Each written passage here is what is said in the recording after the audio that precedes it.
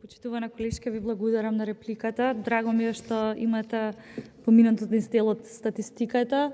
Па вака никако би ја сумирала вашата реплика дека се согласувате дека треба да работиме во насока на зголемување на надлежностите на Државната комисија за спречување на корупција. Со тоа би навистина би им помогнале и во зголемувањето на довербата, но и навистина во перцепцијата за нивната работа. Но тука и ние како собрание и како пратеници треба да одиграме голема улога, особено вие кои што доаѓате од парламентарното мнозинство, но како што кажав на почетокот, националната стратегија и секогаш кога станува збор за поддршка на Државната комисија ќе има поддршка за спречување на корупција, ќе има поддршка и од нас како најголема пратеничка група во собранието.